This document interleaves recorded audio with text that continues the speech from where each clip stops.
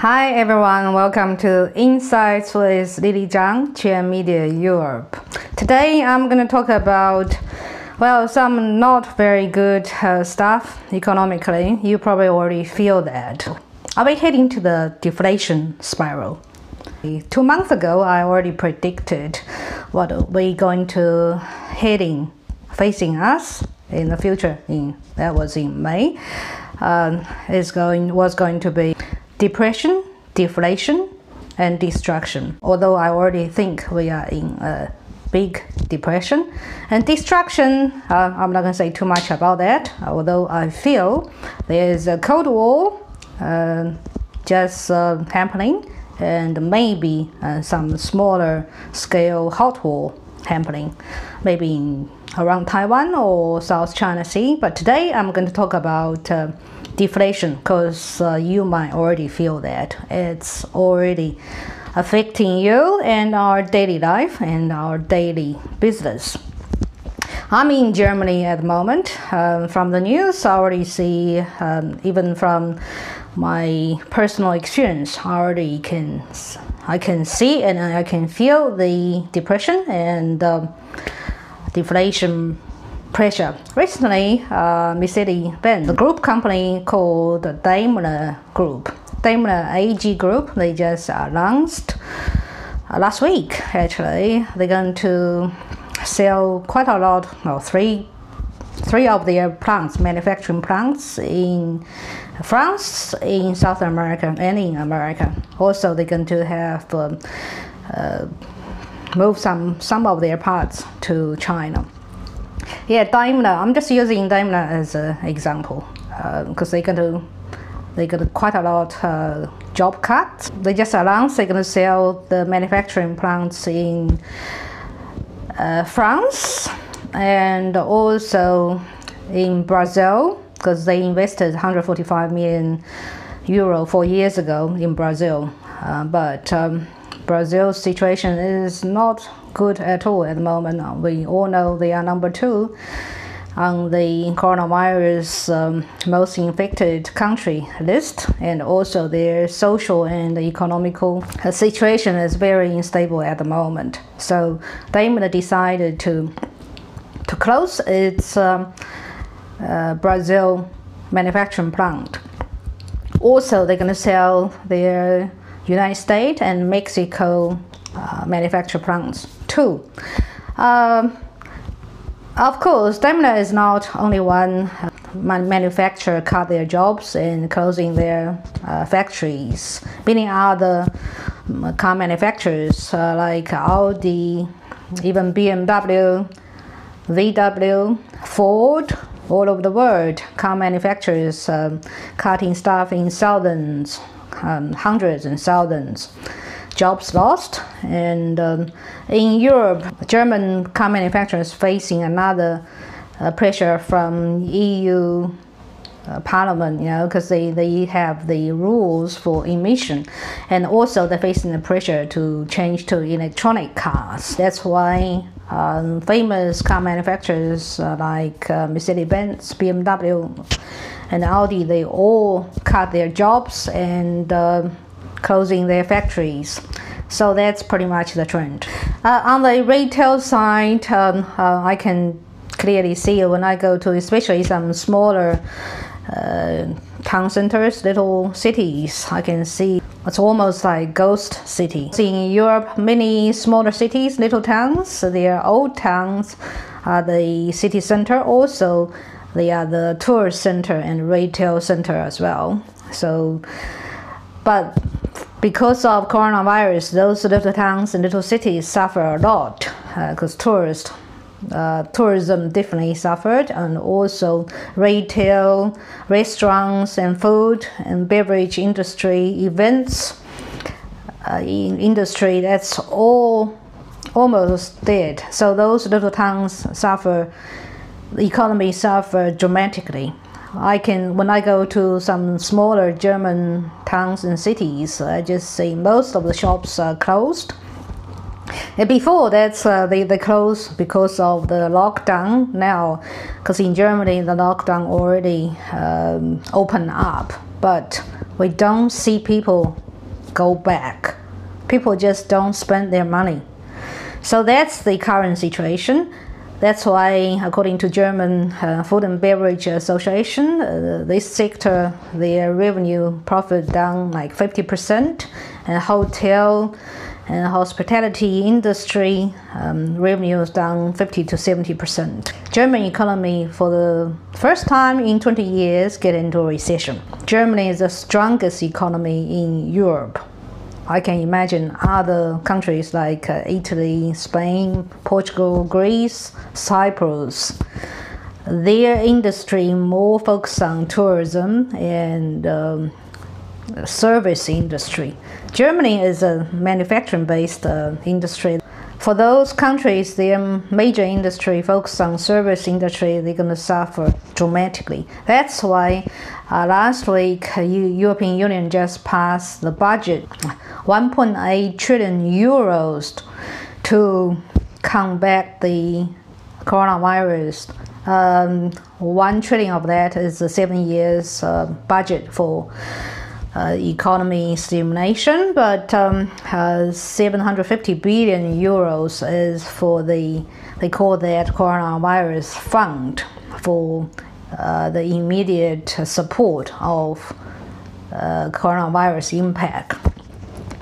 And this is Europe, and recently, actually today, I just got the numbers from Australia. Their CPI index, which is the consumer price index, first time in 20 years is in minus. Basically, the second quarter of 2020 down 1.9%, and annually that's 0.3%, which is the worst CPI index since 1948. So basically, put it simple, Australia is in deflation.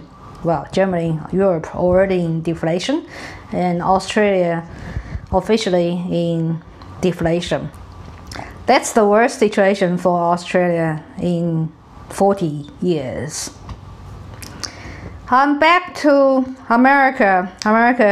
We know that's the largest or supposed to be strongest economy in the world. And the picture is even worse.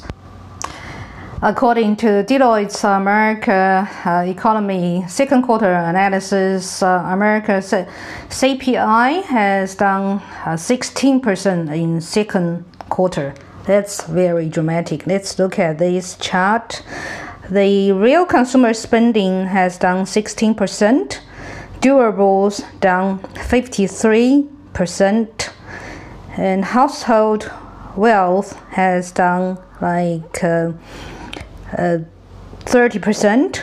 Unemployment, currently the number is at 48 million, and unemployment rate is at 13 to 14%. That's just basically confirmed America's in deflation. This is business sector. Business sector, everybody, you can see the big drop there in 2020, and the way it go up is the forecasting, so you can ignore that. So later I'm going to talk about it's all based on how we control the coronavirus disease.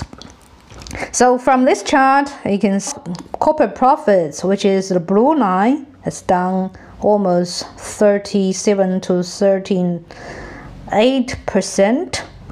The green line, which is real non-residential investment has done 25%. This chart showing us international trades. The green line is exports. Blue line is imports.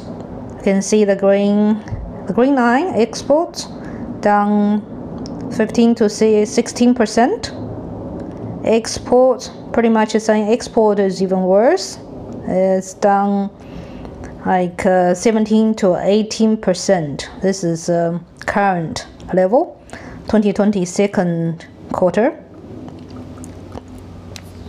On the other hand, well, we know, just now I talked about European Union. They have 1.8 trillion euro of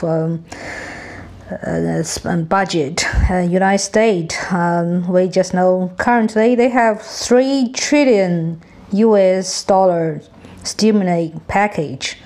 Well, it's not stimulus package. Basically, it's emergency fund just to support the closure or unemployment of United States. We can see how here government on the all level, federal and the state and local levels. On the federal level, it's the highest, reaching the highest peak here. So, put it simple, all the profit from business and consumer spending at the lowest level, the government spending is at the highest level. And these charts show us the United States 2020's labor market. The green line is unemployment rate. We can see it's almost the highest historically at 16%. And the blue line is average monthly job gain, which is in sharp decline. So I've shown you the chart and economic data of developed countries. Other countries like China, which is currently the second largest economy in the world. China is in an even worse scenario. The picture even much worse because China currently basically underwater. Literally underwater. Most of China's provinces actually under the threat of very severe flooding. While Wuhan this time is second time hit, because Wuhan is basically in the middle of Yangtze River, which is the center of flooding. So Wuhan, Shanghai, basically Yangtze River, the middle and lower part of Yangtze River, which is the economic center of China. Most of them are under the threat of very bad flooding, and quite a lot of people lost their homes. And the Chinese government already told everybody to tighten up. Well, tighten up their wallet, also tighten up their stomach, because next stage after the flooding could be food shortage. So China is under serious economical, financial, and political problem. Other developing countries, like India's coronavirus is very bad. Basically, it's number 3 at the moment. Almost 1.5 million people are infected. And of course, Latin America is even worse. Brazil has about 2.5 million people infected. And South America and other countries like Argentina, Chile, Peru, Mexico, they all had very bad, very serious coronavirus infection. Basically, Latin America currently is the epicenter of the global pandemic. Well, the whole picture, the global picture, just confirmed my forecasting 2 months ago. We are facing very serious depression, and the worst of that is we are getting into a deflation spiral. Put it simple, deflation spiral means everything going down. Price, investment, employment, business, everything going down. From this chart, you can see we started because of some dramatic reasons like coronavirus, for example, and now also because of the lockdown, economic activities and spendings all being dramatically reduced. So from this chart, let's start from the top. Lower prices for goods and services, which we call that deflation. And then on the we go for the clockwise direction. Then because of the lower price, because every company, every business you have, because of the lower price, you have smaller cash flow and profits. Then this, because of slow and smaller cash flow, because reduction in production. Of course, you just produce less, and you got to think about just layoffs and you don't want to hire people. This reduction in production to cause increased unemployment. Of course, some people can't find jobs, and some people being laid off. Lower unemployment make people just less likely to spend money, so this cause less spending on goods and services. And this going up the circle, because of less spending, just cause, of course, if the demand side is less, the supply side will going up. There will be an oversupply of goods and services, and we all know this oversupplying of goods and services will cause the price further going down. Then we start again, back to deflation again. So this circle is going around and around, and then so the price lower demand drive price lower, price lower drives less demand, and less demand drives the price going lower and lower. This is a typical deflation's downward spiral. Yeah, this is quite abstract. If you, for example, we're talking about car manufacturers. They currently, because of the coronavirus or lockdown, most people stay at home, so they don't need. Also, they worry about their financial situation, so they don't buy new cars. They going out less. So basically, the demand for new cars, even second-hand cars, dramatically dropped. This makes the car manufacturers have much less cash flow, and their profit drop a lot. That's why we see even big luxury cars like Mercedes-Benz, BMW, they all started reduction in production. That means they closing their factories, lay off their staffs, and also they stop investing in any other new plants. Mercedes-Benz is thinking about moving their smart car line to China to save costs.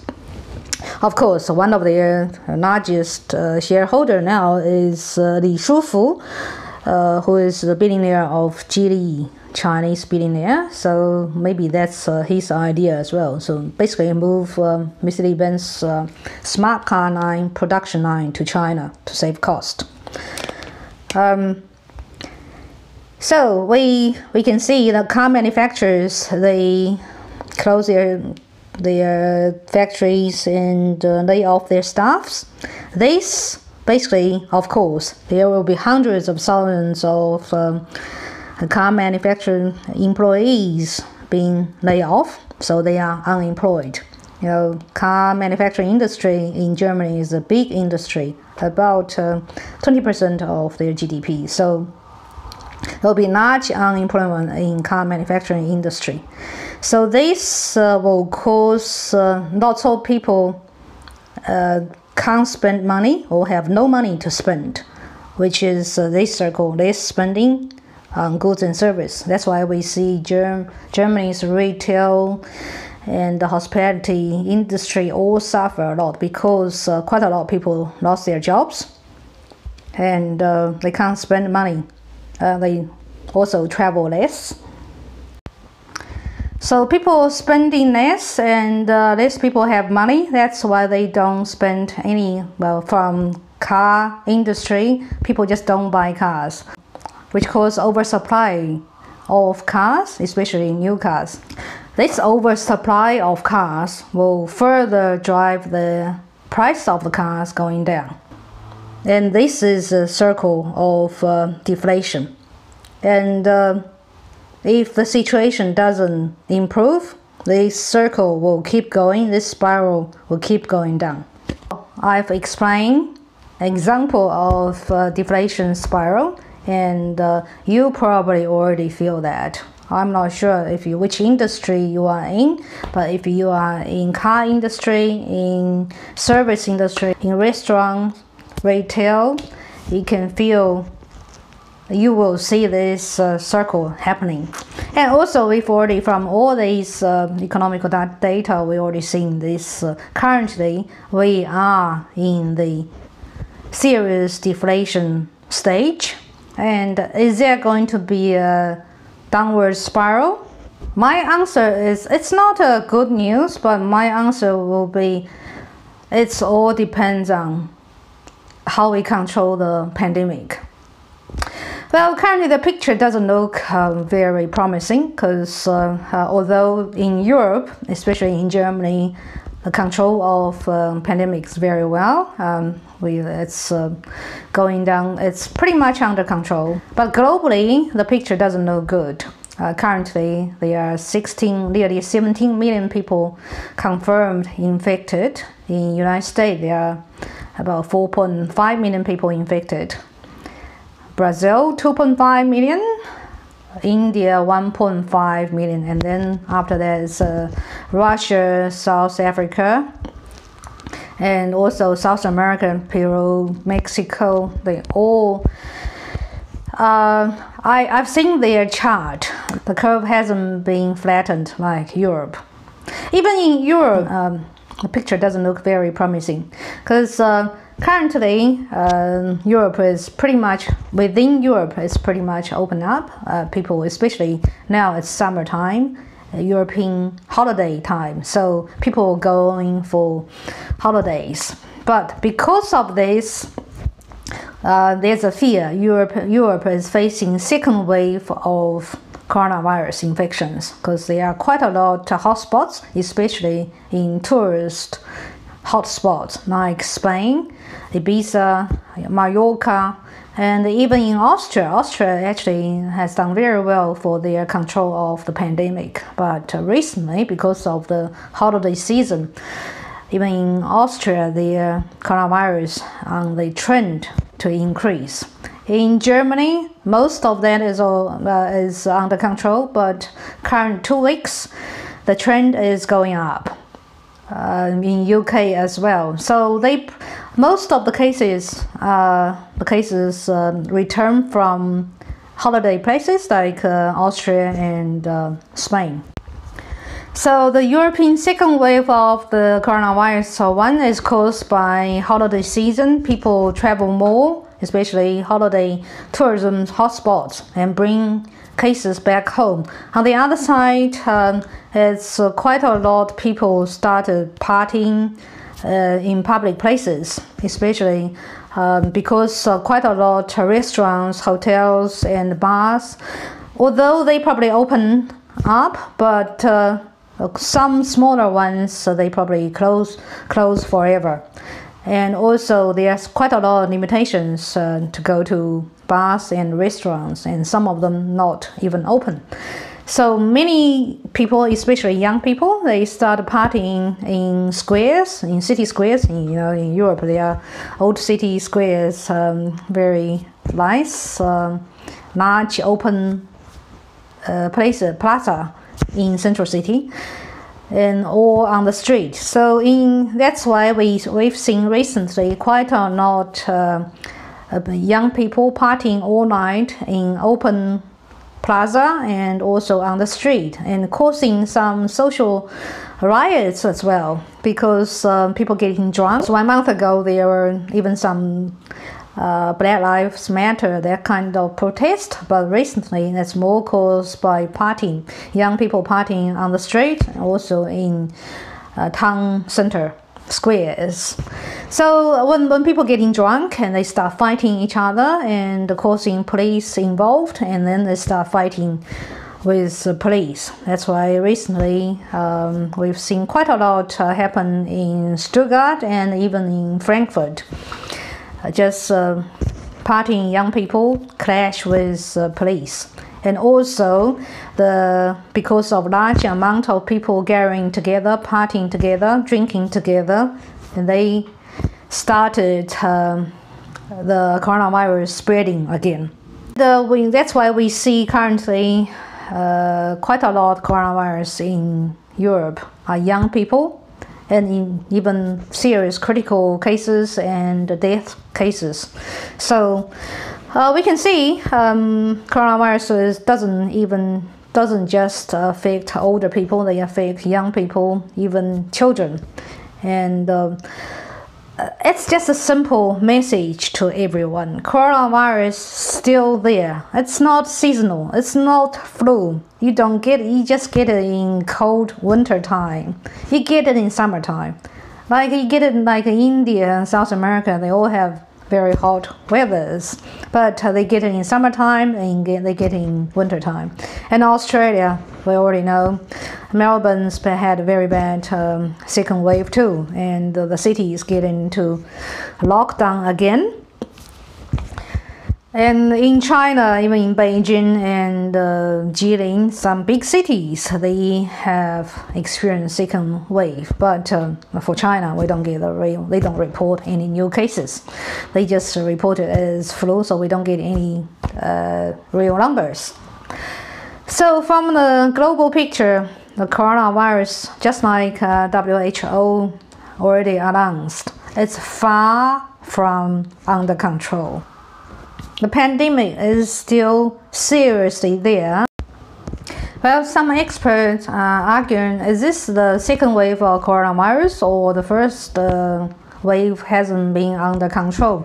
I kind of think it doesn't matter how you call that. Basically, the coronavirus pandemic hasn't been under control, and it's far away from under control. The lockdown just temporarily put this pandemic under control, but the economic price is very high. That's why also the social prices, people just can't be locked at home for a long time. That's why we see young people started partying on the street, and also caused quite a lot of tension between people and their government. We can see the infection rate going up once the lockdown loosen up. But for this pandemic to be totally under control, we rely on basically only two things. One is an effective universal vaccine. Another one is treatment. But currently, although so many scientists, so many countries are working on that, I've heard Oxford University, they already started a third phase vaccine clinical trial, and in Germany there are quite a lot of vaccine trials underway. But according to experts' estimation, the earliest possibility we might get a effective vaccine could be January, but that only means they pass the clinical trial stage. From that stage to manufacturing and globally distribution, the vaccine, it could be a year, 2 years, or a couple of years. So put that scale to a couple of years if we hope effective vaccine. But we all know the virus keep doing their mutation, so they will change a lot. I don't know how many vaccines we need to combat the mutation of the virus. Another side is effective treatment. Currently, doctors using some treatment, but there's no one effective universal treatment at the moment. All these deflationary economic crisis, it's largely depend on how well we control the pandemic. So basically, the worst part of deflation is not just the downward spiral. Actually, the worst part is the debt problem. Basically, deflation makes our debt burden heavier. The income for the debt is less. Also, the repayment capacity of people much more reduced. So the debt is a big burden on everybody's hand, on business. Even before the coronavirus pandemic, the whole world is in a very big debt problem. Every country facing tremendous debt burden. And we all know after the crisis, after the pandemic, every country tried to use large amount, trillions of dollars to combat the pandemic, to stimulate their economy. But where does this money come from? Basically from debt. So we basically just using more debt to solve the pandemic problem, and also we adding more debts to our previous debts. The deflation will make our debt much worse. So more debt means more and more business and people can't afford to pay their interest on the debt. Many people can't make repayments to their mortgages. Many businesses can't make repayment to their business loans. That means lots of business will go bankruptcy, and this will cause tremendous pressure on banks and financial institutions. Well, the worst picture is quite a lot of banks going down and people going wrong on the banks. The government start like 2008 financial crisis, government started buyout banks and the big financial institutions. And I don't know how this downward spiral going. I think I've talked about too much bad stuff today, and many people ask me, what can we do? What's going on? What are we going to do? Well, the only thing I can say is survive. Yeah, that's the worst thing we can do. Survive and try to protect your assets, protect your investment, protect your family. And we just need to build up our trust for a healthier environment, trust for our financial system, trust for our governments, trust for our leadership. Hopefully they can lead us to combat this deep crisis, even depression, to combat this deflation. Because for deflation is much worse than inflation. To control inflation, government can increase the interest rate.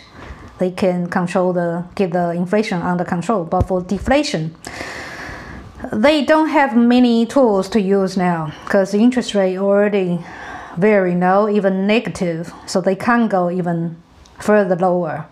And stimulate package, they can stop temporarily some business go down, but how can they stimulate, build up investments and profitability of the business? That's a hard question.